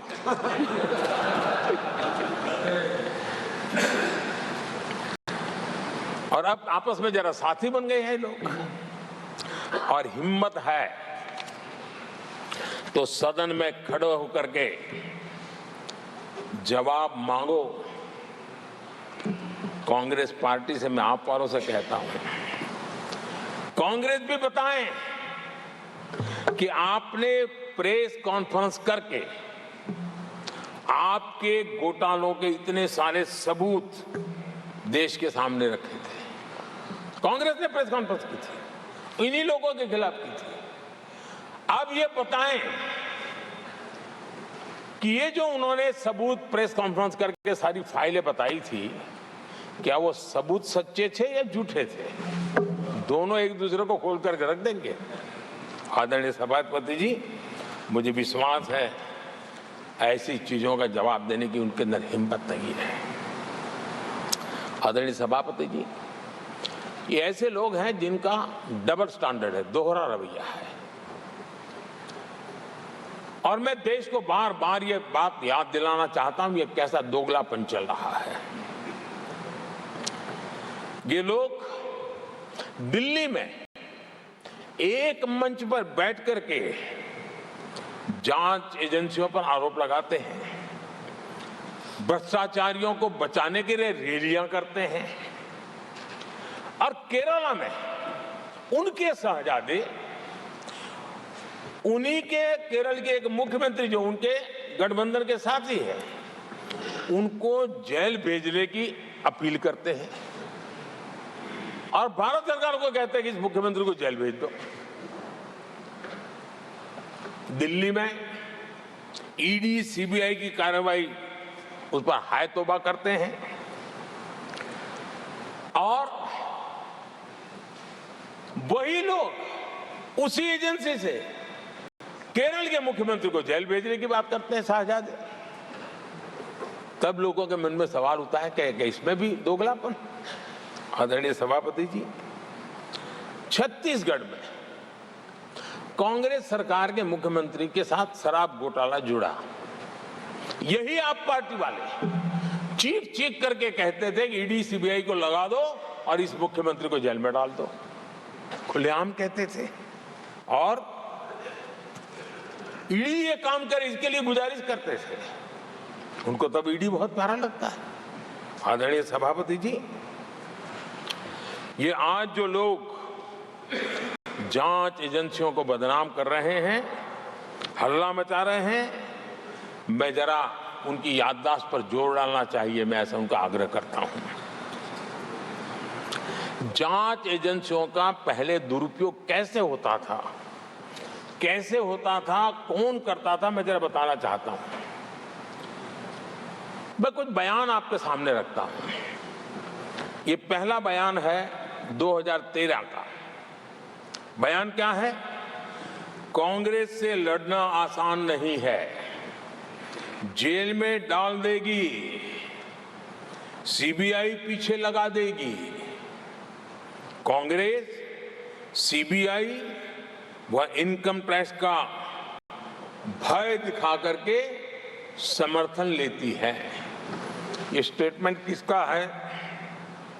ये बयान है स्वर्गीय मुलायम सिंह जी का। कांग्रेस एजेंसियों का कैसा दुरुपयोग करता है, ये मुलायम सिंह जी ने कहा था। और यहाँ इस सदन के माननीय सदस्य रामगोपाल जी को मैं जरा पूछना चाहता हूँ कि रामगोपाल जी, क्या नेताजी कभी झूठ बोलते थे क्या? नेताजी तो सच बोलते थे। आदरणीय सभापति जी, मैं रामगोपाल जी को भी कहा जरा भतीजे को भी बताएं, क्योंकि उनको भी याद दिलाए कि राजनीति में कदम रखते ही भतीजे पर सीबीआई का फंदा लगाने वाले कौन थे, जरा याद दिला दें उनको, पता चलेगा। आदरणीय सभापति जी, मैं एक और बयान पढ़ता हूं, ये भी साल 2013 का है। The Congress had used the CBI to strike political bargains with many parties. और कौन कहते हैं? उनके कॉमरेड श्रीमान प्रकाश करात जी ने ये कहा हुआ है, 2013 में कहा। एजेंसियों का कौन दुरुपयोग करता था? एक और महत्वपूर्ण स्टेटमेंट में पढ़ता हूं और मैं याद दिलाना चाहता हूं, स्टेटमेंट क्या है कि सीबीआई पिंजरे में बंद तोता है जो मालिक की आवाज में बोलता है। ये किसी राजनीतिक व्यक्ति का बयान नहीं है, ये हमारे देश की सुप्रीम कोर्ट ने यूपीए सरकार के समय कहा हुआ बयान है। एजेंसियों का दुरुपयोग कौन करता था, इसके जीते जागते सबूत आज मौजूद है। आदरणीय सभापति जी, भ्रष्टाचार के विरुद्ध लड़ाई ये मेरे लिए चुनाव हार जीत का तराजू नहीं है। मैं चुनाव हार जीत के लिए, भ्रष्टाचार के लिए खड़ी लड़ाई नहीं लड़ रहा हूँ।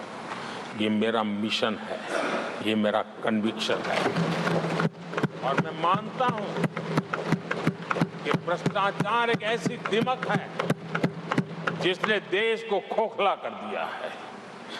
इस देश को भ्रष्टाचार से मुक्ति दिलाने के लिए, भ्रष्टाचार के प्रति सामान्य मानव के मन में नफरत पैदा करने के लिए मैं जी जान से जुटा हुआ हूं और मैं इस पवित्र कार्य मानता हूं।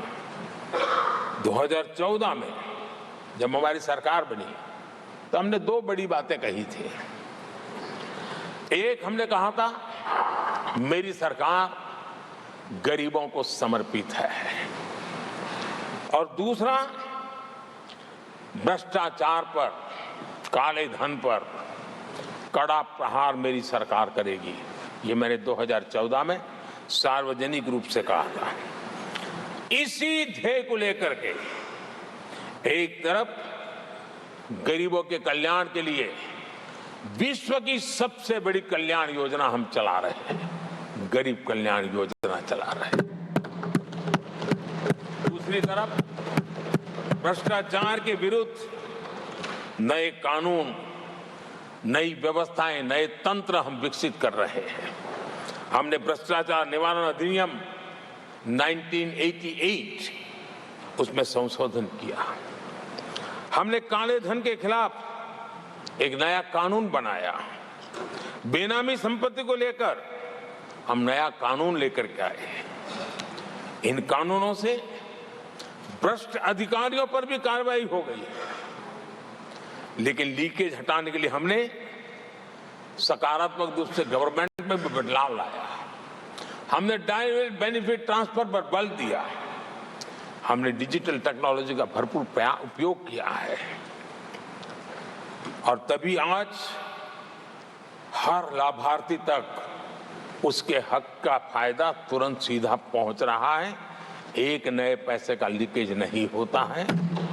ये हमारी भ्रष्टाचार के खिलाफ लड़ाई का पहलू है। और जब सामान्य नागरिक को ये व्यवस्थाएं मिलती है, तब उसका लोकतंत्र पे भरोसा बढ़ता है, उसको सरकार में अपनापन महसूस होता है, और जब अपनापन महसूस होता है ना, तब तीसरी बार बैठने का मौका मिलता है। आदरणीय सभापति जी,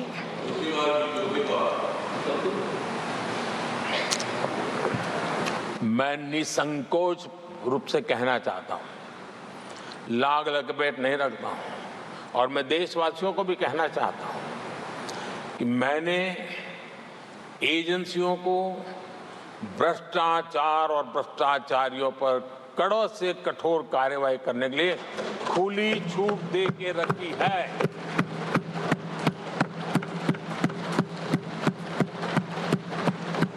सरकार कहीं पर भी टांग नहीं अड़ाएगी। हाँ, वो ईमानदारी से काम करे, ईमानदारी के लिए काम करे, ये मेरी सूचना है। और आदरणीय सभापति जी, मैं फिर देशवासियों को कहना चाहता हूं, कोई भी भ्रष्टाचारी कानून से बच करके नहीं निकलेगा, ये मोदी की गारंटी है। आदरणीय सभापति जी, राष्ट्रपति जी ने अपने संबोधन में पेपर लीक को एक बड़ी समस्या बताया है। मेरी अपेक्षा थी कि सारे दल दलीय राजनीति से ऊपर उठकर इस पर अपनी बात रखते हैं, लेकिन दुर्भाग्य से इतना संवेदनशील महत्वपूर्ण मुद्दा भी, मेरे देश के नौजवानों के भविष्य के साथ जुड़ा मुद्दा भी इन्होंने राजनीति के भेंट चढ़ा दिया। इससे बड़ा दुर्भाग्य क्या हो सकता है। मैं देश के नौजवानों को आश्वस्त करता हूं कि आपको धोखा देने वालों को ये सरकार छोड़ने वाली नहीं है। मेरे देश के नौजवानों के भविष्य के साथ खिलवाड़ करने वालों को सख्त से सख्त सजा मिले, इसके लिए एक के बाद एक एक्शन लिए जा रहे हैं। संसद में इन गड़बड़ियों के खिलाफ सख्त कानून भी हमने बनाया है। हम पूरी सिस्टम को मजबूती दे रहे हैं कि भविष्य में मेरे देश के नौजवानों को आशंका भरी स्थिति में भी रहना न पड़े। पूरे विश्वास के साथ वो अपने सामर्थ्य को प्रदर्शित करें और अपने हक का प्राप्त करे, इस बात को लेकर के हम काम कर रहे हैं। आदरणीय सभापति जी, यहाँ कुछ आरोप लगाने की फैशन है, लेकिन कुछ आरोप ऐसे उसके जवाब घटनाएं खुद दे देती है और प्रत्यक्ष को प्रमाण की कोई जरूरत नहीं होती है। जम्मू कश्मीर में हाल में हुए लोकसभा चुनाव में मतदान के जो आंकड़े हैं वो पिछले 4 दशक के रिकॉर्ड को तोड़ने वाले हैं। और इसको सिर्फ कोई घर से गया बटन दबा के आया इतना नहीं है, भारत के संविधान को स्वीकृति देते हैं, भारत के लोकतंत्र को स्वीकृति देते हैं, भारत के इलेक्शन कमीशन को स्वीकृति देते हैं। ये बहुत बड़ी सक्सेस है आदरणीय सभापति। देशवासी जिस पल की प्रतीक्षा करते थे वो आज इतनी सहज सरलता के सामने दिख रही है। आदरणीय सभापति, बीते अनेक दशकों में बंद, हड़ताल, आतंकी धमकियां, इधर उधर बम धमाके की कोशिशें एक प्रकार से लोकतंत्र पर ग्रहण बनी हुई थी। आज इस बार लोगों ने संविधान पर अटूट विश्वास रखते हुए अपने भाग्य का फैसला लिया है। मैं जम्मू कश्मीर के मतदाताओं को विशेष रूप से बधाई देता हूं। आदरणीय सभापति, जम्मू कश्मीर में आतंकवाद से हमारी लड़ाई एक प्रकार से अंतिम दौर पर है, अंतिम चरण में है। आतंक के बचे हुए नेटवर्क को भी हम सख्ती से नेस्त नाबूद करने के लिए पूरी व्यूहरचना के साथ आगे बढ़ रहे हैं। बीते 10 वर्षों में पहले की तुलना में आतंकी घटनाओं में बहुत गिरावट आई है। अब पत्थरबाजी की खबरें भी शायद ही किसी कोने में एक आध बार आ जाए तो आ जाए।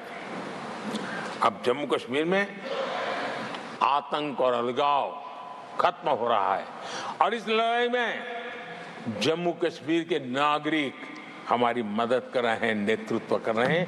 ये सबसे ज्यादा विश्वास पैदा करने वाली बात है। आज वहां टूरिज्म नए रिकॉर्ड बना रहा है, निवेश बढ़ रहा है। आदरणीय सभापति जी, आज जो नॉर्थ ईस्ट को लेकर सवाल उठाते हैं, उन्होंने नॉर्थ ईस्ट को अपने हाल पर छोड़ के रखा था, क्योंकि उनकी जो चुनावी हिसाब किताब होता है, नॉर्थ ईस्ट से इतनी ही लोकसभा की सीटें हैं, क्या उससे राजनीति में फर्क पड़ता है? कभी कोई परवाह नहीं की, उसे उनके नसीब पर छोड़ दिया था। हम नॉर्थ ईस्ट को आज देश के विकास का एक सशक्त इंजन बनाने की ओर ताकत से लगे। नॉर्थ ईस्ट पूर्वी एशिया के साथ ट्रेड, टूरिज्म और कल्चरल कनेक्टिविटी उसका गेटवे बन रहा है।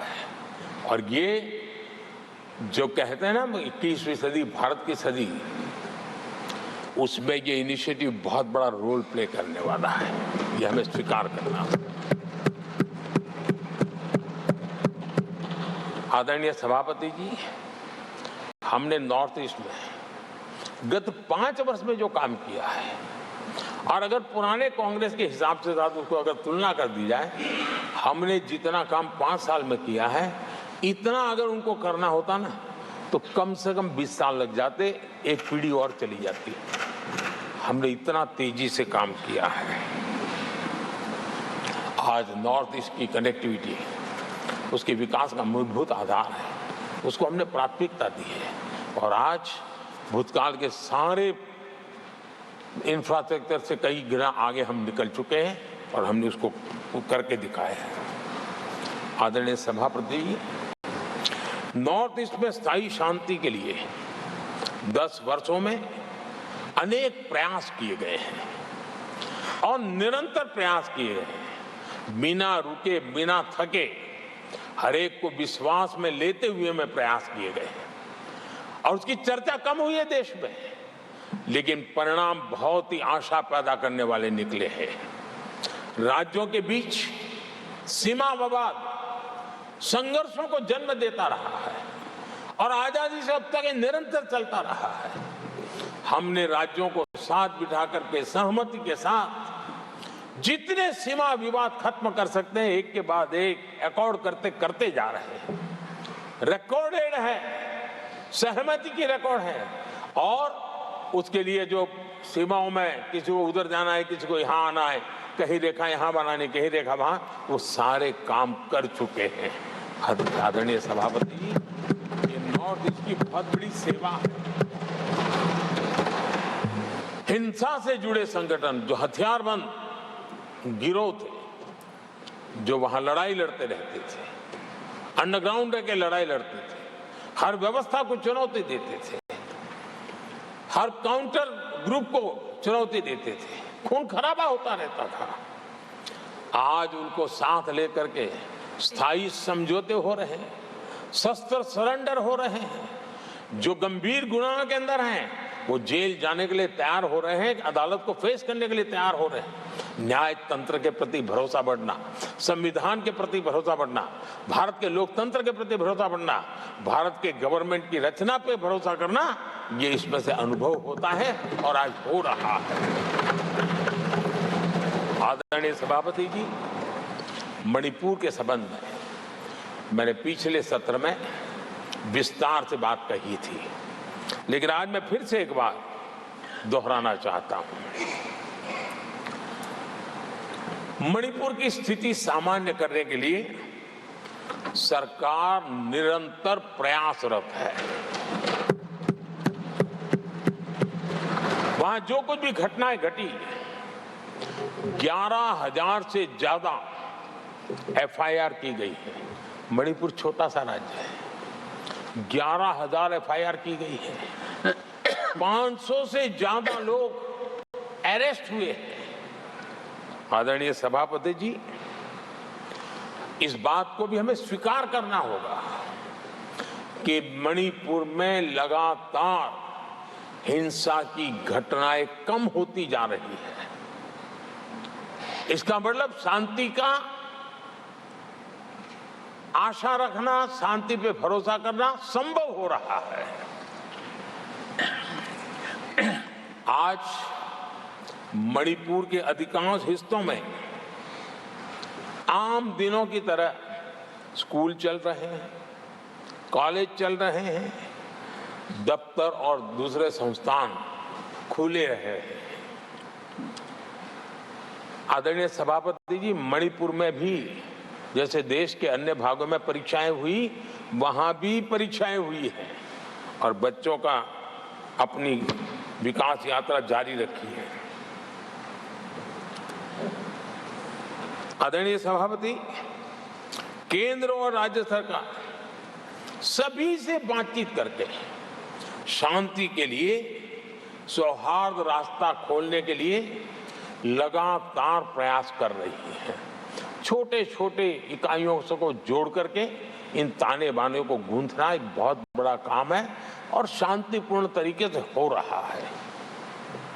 बीते समय में पहले की सरकारों में ऐसा नहीं हुआ है। गृह मंत्री स्वयं कई दिनों तक वहां रहे हैं, गृह राज्य मंत्री हफ्तों तक वहां रहे और बार बार वहां जाकर के संबंधित लोगों को जोड़ने का प्रयास करते रहे हैं।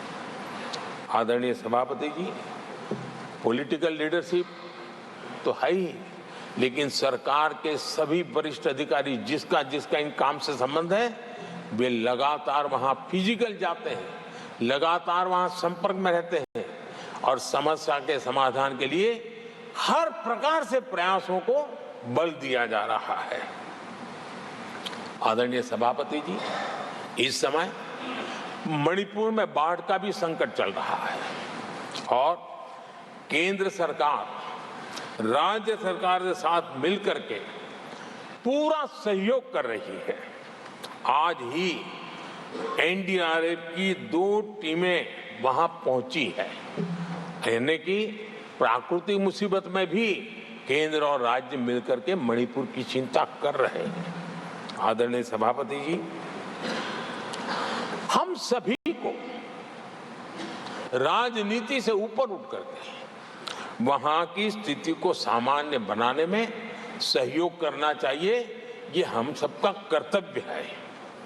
आदरणीय सभापति जी, जो भी तत्व मणिपुर की आग में घी डालने की कोशिश कर रहे हैं, मैं उनसे आगाह करता हूं कि ये हरकतें बंद करें।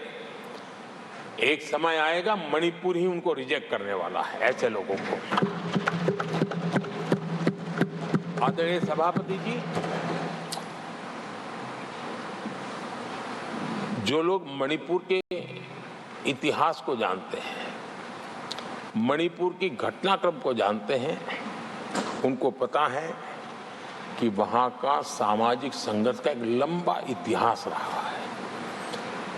उस संघर्ष की मानसिकता की जड़ें बहुत गहरी हैं, इसको कोई नकार नहीं सकता है। और कांग्रेस के लोग ये न भूले कि मणिपुर में इन्हीं कारणों से 10 बार राष्ट्रपति शासन लगाना पड़ा है।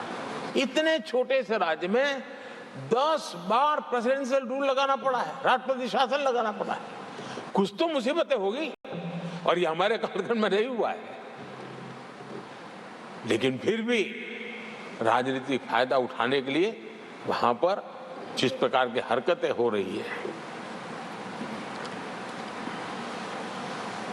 और राष्ट्रपति जी, आदरणीय सभापति जी, मैं इस सदन में देशवासियों को मैं बताना चाहता हूं, 1993 में मणिपुर में ऐसे ही घटनाओं का क्रम चला था और इतना तीव्र चला था, इतना व्यापक चला था, वो 5 साल लगातार चला था।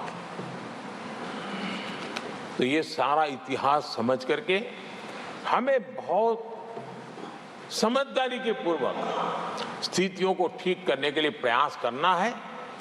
जो भी इसमें सहयोग देना चाहते हैं, हर एक का सहयोग भी हम लेना चाहते हैं, लेकिन हम सामान्य स्थिति को बरकरार रखने में, शांति लाने में भरपूर प्रयास कर रहे हैं। आदरणीय सभापति जी, ये मेरा सौभाग्य रहा है कि मैं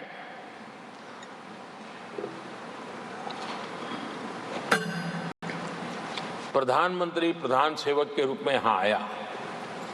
उसके पहले लंबे अरसे तक मुझे मुख्यमंत्री के रूप में सेवा करने का अवसर मिला था,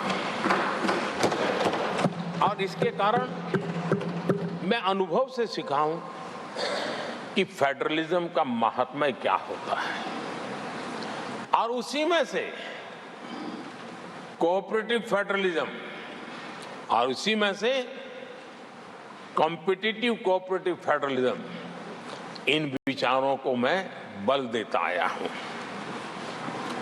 और इसीलिए जब G20 समिट हुई तो हम दिल्ली में कर सकते थे, हम दिल्ली में बहुत बड़ा तामझाम के साथ मोदी की वाहवाही कर सकते थे, लेकिन हमने ऐसा नहीं किया। हमने हर देश के हर राज्य के अंदर अलग अलग कोने में G20 के महत्वपूर्ण कार्यक्रम किए।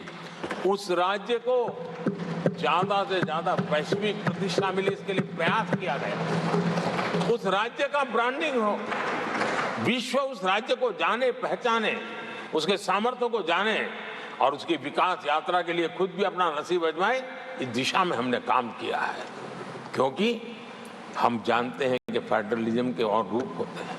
आदरणीय सभापति जी, जब कोविड के खिलाफ हम लड़ाई लड़ते थे, जितनी बार मुख्यमंत्रियों के साथ संवाद हुआ है, शायद हिंदुस्तान की आजादी के इतिहास में इतने कम समय में इतनी बार नहीं हुआ है।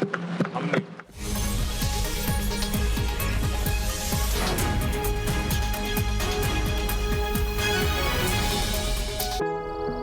I choose Hyundai. We choose Hyundai. We choose Hyundai.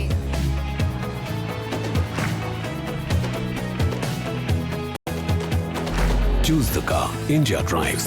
Choose Hyundai, दिल से। गॉड, इतना पानी आ गया है।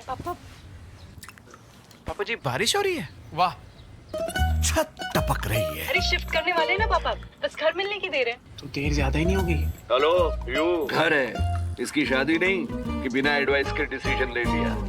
इसीलिए तो घर मैजिक ब्रिक्स पे देखिए, प्रॉपर्टी की पूरी इंफॉर्मेशन विद एक्सपर्ट एडवाइस। और 15 लाख से ज्यादा प्रॉपर्टी ऑप्शंस हैं। गुड, एटलीस्ट मेरा घर तो लाखों में एक होगा।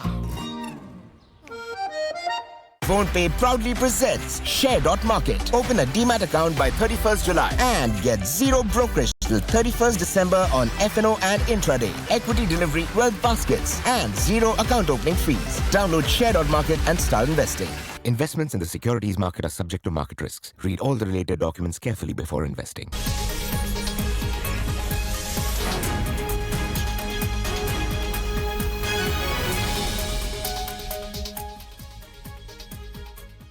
जुड़ा हुआ सदन है, तो मैं आग्रह करूंगा राज्यों से कि आप आगे आइए और विकास की यात्रा में आप भी उसका फायदा उठाइए।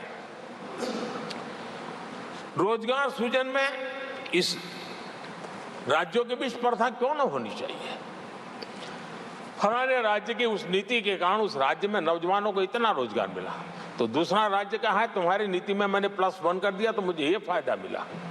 रोजगार के लिए राज्यों के बीच पर स्पर्धा क्यों नहीं होनी चाहिए। मैं समझता हूं कि ये देश के नौजवानों के भाग्यों को बदलने में बहुत काम आएगा। आज नॉर्थ ईस्ट में, असम में सेमीकंडक्टर पर तेज गति से काम चल रहा है और इससे असम, नॉर्थ ईस्ट, वहां के नौजवानों को बहुत ही फायदा होने वाला है और साथ साथ देश को भी फायदा होने वाला है। और नॉर्थ ईस्ट की धरती, क्योंकि एक राज्य सरकार जब एग्रेसिवली नीतियों को लेकर के आती है तो उसका, आदरणीय सभापति जी, यूएन ने 2023 को ईयर ऑफ मिलेट्स के रूप में घोषित किया था। ये भारत की अपनी खुद की ताकत है। मिलेट्स हमारे छोटे किसानों की ताकत है और जहां कम पानी है, जहां सिंचाई की सुविधाएं नहीं, वहां पर मिलेट्स, जो कि एक सुपर फूड है, मैं मानता हूं कि राज्य इसके लिए आगे आए, अपने अपने राज्य के इस सुपर फूड को, मिलेट्स को लेकर के वैश्विक बाजार में जाने की योजना बनाए। उसके कारण दुनिया के हर टेबल पर हिंदुस्तान का मिलेट होगा, डाइनिंग टेबल पर, और हिंदुस्तान के किसान के घर में दुनिया से कमाने का अवसर पैदा हो जाएगा। भारत के किसान के लिए समृद्धि के नए द्वार खुल सकते हैं। मैं राज्यों से आग्रह करूंगा कि आप आइए। आदरणीय सभापति जी, दुनिया के लिए न्यूट्रिशन मार्केट, इसका सॉल्यूशन भी हमारे देश के मिलेट में है। ये सुपर फूड है और जहां पर न्यूट्रिशन की चिंता है वहां पर हमारा मिलेट बहुत बड़ा काम कर सकता है। हम इस आरोग्य की दृष्टि से भी वैश्विक मंच पर ले जाने के लिए हमारे राज्य आगे आए, अपनी एक पहचान बनाए। आदरणीय सभापति जी, 21वीं सदी में ईज ऑफ लिविंग, ये सामान्य मानवीय का हक है और मैं चाहता हूं कि राज्य सरकार अपने यहाँ के नीति, नियम, व्यवस्थाएं उस प्रकार से विकसित करें ताकि सामान्य नागरिक को ईज ऑफ लिविंग का अवसर मिले। और इस सदन से राज्यों को अगर वो संदेश जाता है तो देश के लिए उपयोगी होगा। आदरणीय सभापति जी, भ्रष्टाचार के खिलाफ जो हमारी लड़ाई है उसको हमें कई स्तरों पर नीचे ले जाना पड़ेगा और इसलिए चाहे पंचायत हो, नगरपालिका हो, महानगर पालिका हो, तहसील पंचायतें हो, जिला परिषद हो, ये सारी इकाइयों में एक ही मिशन के साथ भ्रष्टाचार से मुक्ति का राज्य अगर बीड़ा उठाएंगे तो हम बहुत तेजी से देश के सामान्य मानवी को जो भ्रष्टाचार से जूझना पड़ता है उससे मुक्ति दिला सकते हैं। आदरणीय सभापति जी, समय की मांग है कि हमारे यहाँ एफिशिएंसी अब होती है चलती है का जमाना चला गया है। 21वीं सदी में भारत को, अगर भारत की सदी के रूप में अपने आप को प्रस्तावित करना है तो हमारे गवर्नेंस के मॉडल में, हमारे डिलीवरी के मॉडल में, हमारे निर्णय प्रक्रिया के मॉडल में एफिशिएंसी बहुत अनिवार्य है।